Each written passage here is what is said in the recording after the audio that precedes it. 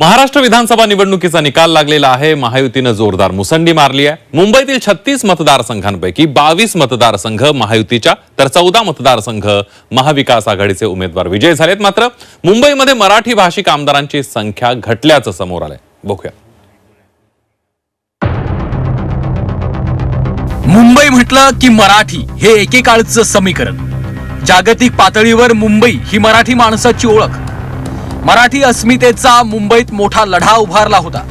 मात्र याच मुंबईत आज मराठी आमदारांची संख्या घटल्याचं समोर आलेलं आहे। मुंबईत मराठी आमदारांची संख्या 23 वर आली आहे। 2024च्या निकालावर एक नजर टाकल्यास अमराठी आमदारांची मोठी यादी समोर येते।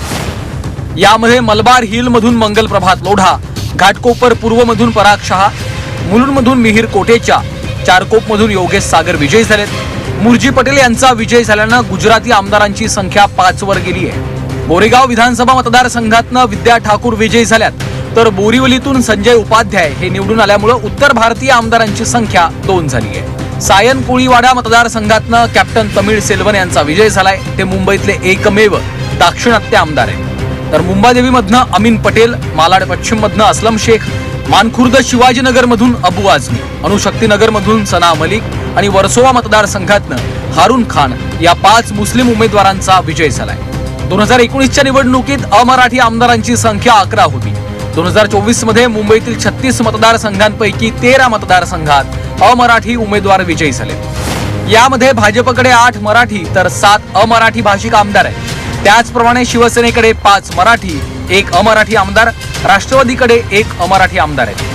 सोबतच महाविकास आघाडीमधील शिवसेना उद्धव बाळासाहेब ठाकरे पक्षाकडे सर्वाधिक 9 मराठी तर 1 अमराठी आमदार आहेत। त्यासोबतच काँग्रेसकडे 1 मराठी, 2 अमराठी आमदार तर समाजवादी पक्षाकडे एकमेव अमराठी आमदार आहेत। मराठी आमदारांची संख्या कमी झाल्यानं चर्चेचा विषय झालाय। त्यामुळे मराठी माणूस टिकवणं आवश्यक असल्याचं मत सर्वसामान्य नागरिकांनी व्यक्त केलंय। मराठी भाषा टिकली पाहिजे आणि मराठी भाषा, मराठी शाळा या महाराष्ट्रामध्ये टिकल्या पाहिजे। त्याकरिता आपल्याला प्रश्न मांडणारे मराठी आमदार किंवा मराठी उमेदवार आपण त्या ठिकाणी निवडून पाठवले पाहिजे। मराठी आमदार असेल तरच मराठी भाषेसाठी आणि मराठी माणसासाठीचा प्रश्न सोडवू शकतात विधानसभेत, अन्यथा इतर भाषिक आमदार मराठी माणसांचा प्रश्न सोडवू शकत नाहीत।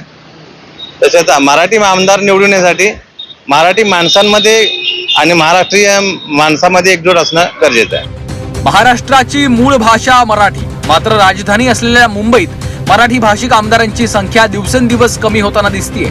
त्यामुळे येणाऱ्या काळात मराठी माणूस टिकवणं आणि त्यांचे प्रश्न सोडवण्यासाठी हक्काचा लोकप्रतिनिधी असणं हे सर्वच राजकीय पक्षांनी लक्षात घेणं गरजेचं आहे। अन्यथा विधिमंडळात मुंबईचा मराठी आवाज मात्र क्षीण होणार आहे। ब्युरो रिपोर्ट, झी 24 तास, मुंबई।